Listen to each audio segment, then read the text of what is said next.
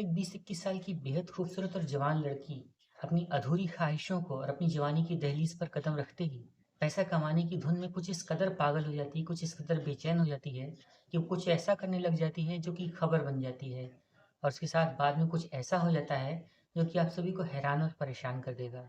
तो अगर आपने अभी इस वीडियो को क्लिक कर ही दिया है तो इस वीडियो को एंड तक ज़रूर देखिएगा, क्योंकि आपको अंत में ये पता चलेगा कि वाकई इस लड़की के साथ अंत में होता क्या है और कहानी का बहुत ही दिलचस्प मोड़ निकल कर सामने आता है। तो इस वीडियो के अंत तक बने रहें। और हमारी आपसे एक रिक्वेस्ट है कि अगर आपने पहली बार चैनल पर कदम रखा है तो इस वीडियो को एक लाइक करते हुए चैनल को सब्सक्राइब भी कर दीजिए। तो चलिए बिना किसी देर के वीडियो को शुरू करते हैं। दोस्तों, आज से 1.5 से 2 साल पहले मुंबई का एक सबर्बन इलाका है जिसे गोरेगांव कहते हैं।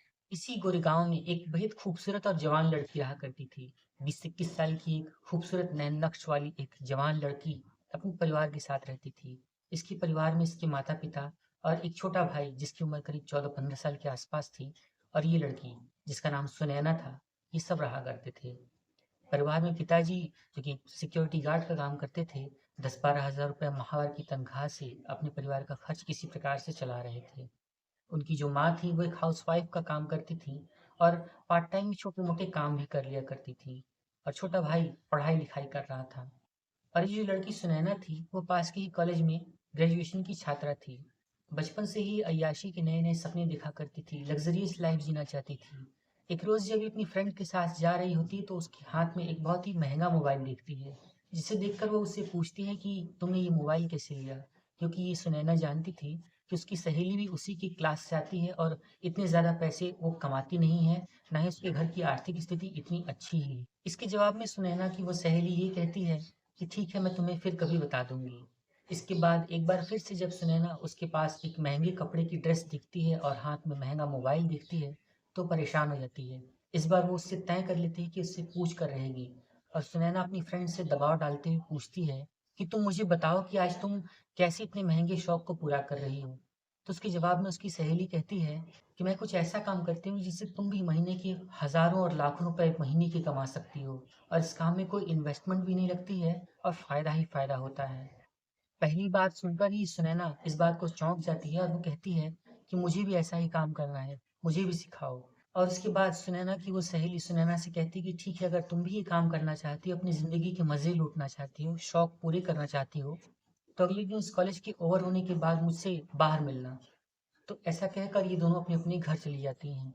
अगले दिन सुनैना अपनी फ्रेंड के कहे अनुसार अपने बैग में कुछ किताबें रखती है और एक सिंपल सी ड्रेस रखकर अपने फ्रेंड से मिलने के लिए वहाँ पर कॉलेज में चली जाती है। जब वो कॉलेज में अपनी फ्रेंड से मिलती है तो ये लोग अपने कॉलेज का टाइम बिताने के बाद कॉलेज के बाहर मिलते हैं, और वहीं से सुनैना की वो सहेली उसे लेकर एक बार में पहुँच जाती है। बार की लग्ज़रियस लाइफ़, चमक-धमक और वहाँ की तेज़ शोर में कुछ सुनाई ही नहीं पड़ रहा था। सुनैना इस चीज़ को देखकर चौंक जाती है, लेकिन उसकी सहेली जो इस बात की पूरी अभ्यस्त हो चुकी थी, उसे कोई फ़र्क नहीं पड़ता है। सुनैना से पूछती है कि तुम मुझे यहाँ पर क्यों लेकर आई हो और यहाँ पर हम पैसे कैसे कमा सकते हैं? तो उसके जवाब में उसकी सहेली कहती है कि यहाँ पर पैसा छापने की मशीन है और कुछ ही देर में देखना मेरे पास कितने सारे पैसे आ जाते हैं, और कुछ ही वक़्त में हम यहाँ से अमीर होकर निकलेंगे। जब उसकी सहेली ये सुनती है तो उससे चौंक जाती है, और जब सुनैना ये सुनती है तो उससे पूछती है कि आखिर हम यहाँ पर ऐसा क्या काम करने वाले हैं? तो उसके जवाब में सुनैना की सहेली कहती है कि तू बातचीत बंद कर और अपने बैग से उस कपड़े को निकाल और अंदर जाकर चेंजिंग रूम से इस कपड़े को चेंज करके आ। तो सुनैना अपनी फ्रेंड के कहे अनुसार उस बैग से कपड़े को निकालती है और अंदर चेंजिंग रूम से जाकर अपनी कॉलेज की ड्रेस को बदलकर एक सिंपल सी ड्रेस पहनकर बाहर आ जाती है। इधर सुनैना की वो सहेली लोगों को ड्रिंक्स ऑफर कर रही होती है, शराब के पैक्स ऑफर कर रही होती है, और इसी बीच एक आदमी आता है जो कि सुनैना की उस सहेली को लेकर उसके साथ बातचीत करता हुआ, हंसता बोलता हुआ उसे एक रूम में लेकर चला जाता है। 1 से 1.5 घंटे बीतने के बाद जब सुनैना की सहेली उस रूम से बाहर निकलती है तो उसके कपड़े कुछ अस्त-व्यस्त थे, लेकिन उसके हाथ में करारे-करारे नोट थे, जिसे देखकर सुनैना एक बार को चौंक जाती है, और अब उसे पूरा खेल समझ में आ चुका था। इधर सुनैना की वो सहेली उससे ये कहती है कि बस इसी तरीके से कुछ ही वक़्त में हम यहाँ पर ढेरों पैसे कमा लेते हैं और इस तरीके से तुम अपने भी शौक पूरे कर सकती हो। बोलो, तुम्हें क्या ये काम करना पसंद है? क्या तुम ये काम कर पाओगी? तो उसके जवाब में सुनैना बोलती है कि मैं इस तरीके का काम कभी सोची भी नहीं थी और मैं ऐसा काम कभी कर भी नहीं सकती हूँ, क्योंकि मेरे माता-पिता बहुत ही गरीब परिवार से आते हैं और अगर मैंने इस तरीके का कोई भी काम किया, मेरे माँ-बाप को इस बारे में पता चला, तो मुझे बहुत मार पड़ेगी और जल्दी से मेरी शादी करा देंगे, मेरे कॉलेज की लाइफ भी खत्म कर देंगे। इसके जवाब में सुनैना की वो सहेली उससे कहती है कि बताने कौन जा रहा है, अगर तुम इस तरीके का काम करके अपने शौक पूरे करना चाहती हो, तो तुम्हारे पास ये पूरा मौका है, इस मौके को कैश कर लो। और इसी बीच जब इन दोनों के बीच बातचीत हो रही होती है, तो एक 50-55 साल का एक अधेड़ उम्र का व्यक्ति सुनैना के पास आकर खड़ा हो जाता है और सुनैना के कंधे पर हाथ रखता हुआ उसे छेड़ता है और कहता है कि चलोगी क्या? तो सुनैना एक बार को अपनी सहेली की तरफ देखती है और उसकी सहेली का इशारा मिलते ही सुनैना अपने उस आदमी से कहती है कि ठीक है, मैं आपके साथ चलने के लिए तैयार हूँ, लेकिन आप मुझे कितने पैसे देंगे? अब चूंकि सुनैना का पहली बार का ये मौका था, तो सेठ उससे ये कहता है कि मैं तुम्हें 2,000 रुपये दे दूंगा। जिसके जवाब में सुनैना कहती है कि 2,000 रुपये नहीं। तो उसकी सहेली उसे इशारे में कहती है कि तुम मुझसे डील कर लो, मैं दूसरे ग्राहकों को देखने जा रही हूँ। ऐसा कहकर सुनैना की वो सहेली वहां से हट जाती है और सुनैना जो कि उस कस्टमर को देख कर ये कहती है कि ठीक है, मैं आपसे 3,000 रुपये लूंगी और अगर आप चलने को तैयार हैं तो चल सकते हैं, ये मेरा पहला मौका है। इसके जवाब में वो सेठ बहुत खुश हो जाता है और सुनैना को लगे हाथ 3,000 रुपये हाथ में पकड़ाता हुआ उसे लेकर उस रूम की तरफ चला जाता है जहाँ पर कुछ देर पहले सुनैना की वो सहेली उस रूम से बाहर आई थी। दोस्तों, करीब 40 से 50 मिनट के आसपास का जब वक्त बीत जाता है तो सुनैना उस रूम से बाहर निकलती है। वो आदमी बहुत खुश था, लेकिन सुनैना की हालत बहुत खराब हो चुकी थी। वो बहुत ही लचक भचक कर चलते हुए अपनी सहेली के पास आती है और उससे ये कहती है कि ये पैसे तो मुझे मिल गए, लेकिन अब मैं कहीं की नहीं रही और अब मैं किसको मुंह दिखाऊंगी, अगर इस बारे में किसी को पता चल गया तो मेरी बहुत बदनामी होगी। इसके जवाब में सुनैना की वो सहेली हंसते हुए कहती है कि इस बारे में कोई किसी को कुछ कहने नहीं जा रहा है और यहाँ पर सब कुछ प्राइवेट रहता है। दोस्तों, इस तरीके से सुनैना का वो पहला किस्सा धीरे धीरे अब उसकी आदत में शुमार हो जाता है और सुनैना के पास पहले की कमाई से जो पैसे आते हैं, उन पैसों से सुनैना अपने शौक को पूरा करना शुरू कर देती है।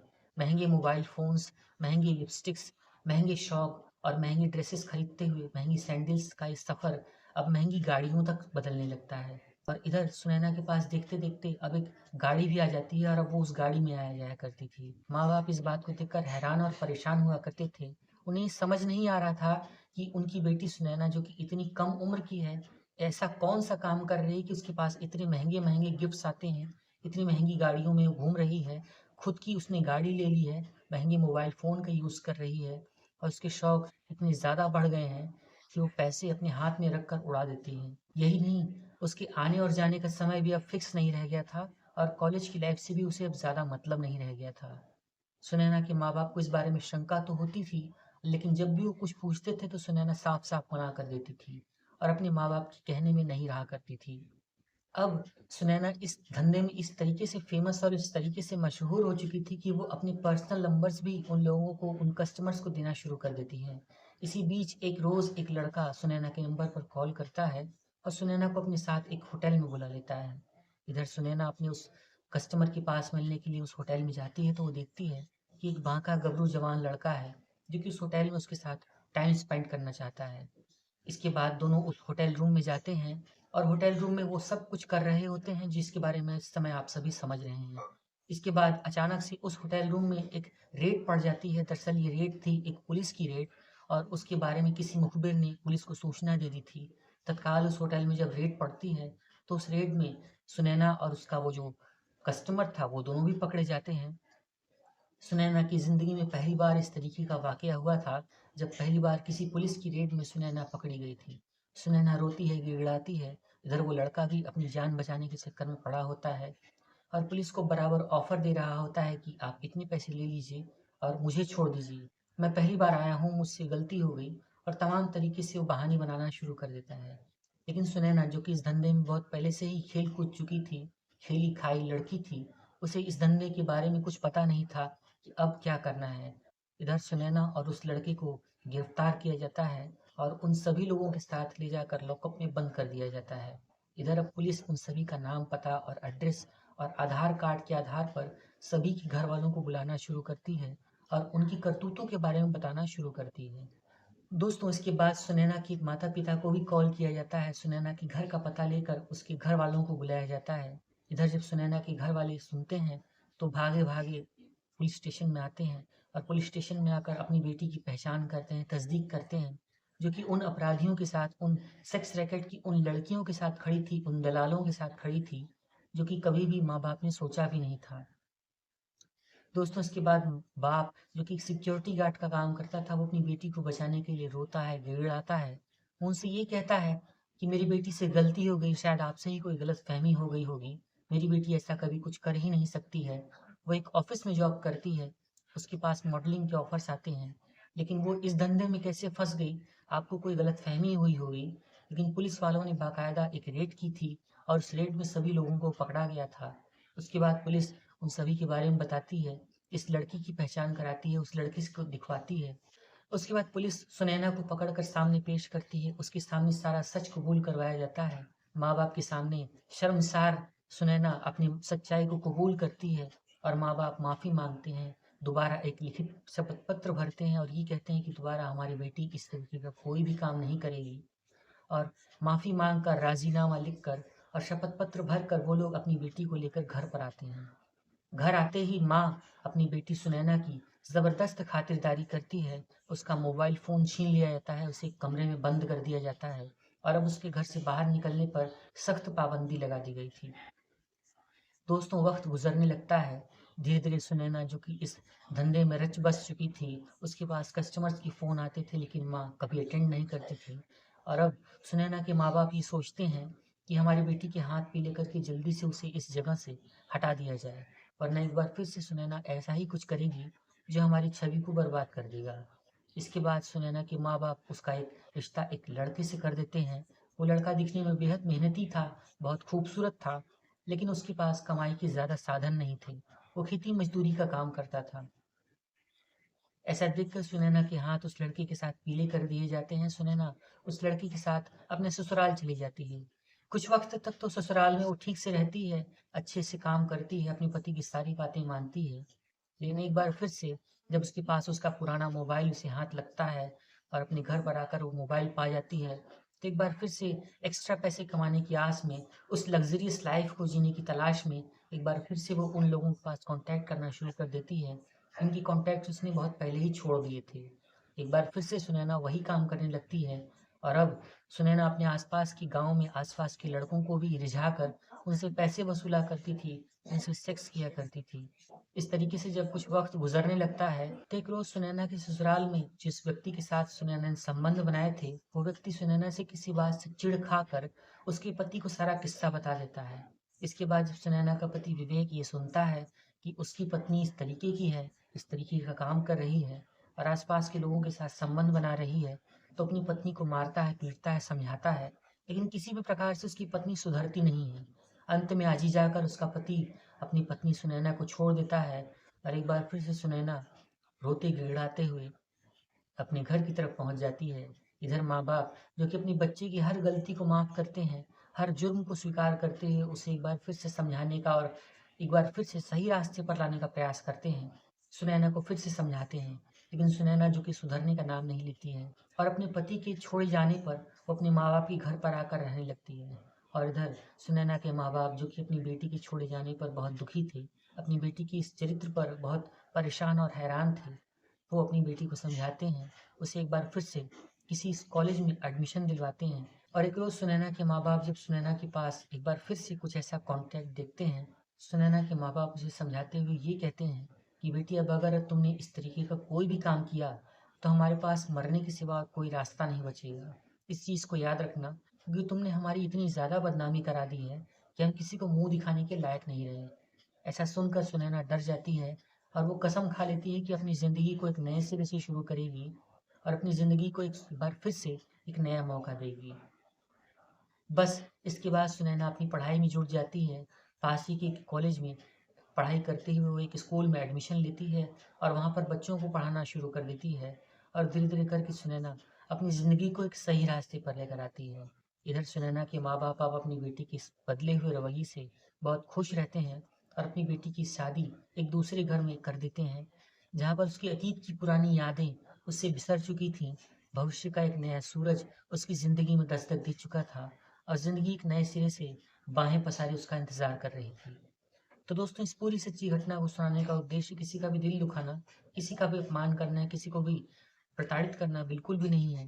दरअसल इस तरीके की सच्ची वारदात बताकर आपको जागरूक करना चाहते हैं, आपको ये बताना चाहते हैं कि किसी ने सही ही कहा है कि जब जागो तभी सवेरा। अगर आपसे कभी कोई गलती होती है और अगर आप उस गलती को स्वीकार करते हुए ज़िंदगी में आगे बढ़ना चाहते हैं, कुछ करना चाहते हैं, तो आपके पास ज़िंदगी एक बार फिर से बाहें खोले हुए आपका इंतज़ार करती है। और कहते हैं कि जब जागो तभी सवेरा, और कभी भी किसी शुभ काम करने में देर नहीं होती है। इस पूरी घटना के संबंध में कमेंट करके अपनी राय, अपने विचार हमें ज़रूर बताएं। और अगर आप चाहें तो अपना नाम, अपने शहर का नाम वीडियो के कमेंट बॉक्स में लिख सकते हैं। हम आपका नाम आपके शहर के नाम के साथ एक नई वीडियो में पब्लिश करेंगे। और हम ये भी जान सकेंगे कि हमारे कितने दर्शक हैं, तो किन किन शहरों से किस नाम के साथ हमें देख रहे हैं। एक नई सच्ची घटना लेकर एक नई वीडियो के साथ हम अनुराग आपसे फिर मिलते हैं। तब तक के लिए आप सभी अपना अपना ख्याल रखें, अपने आसपास के माहौल पर नज़र बनाए रखें और सुरक्षित रहें। Take care.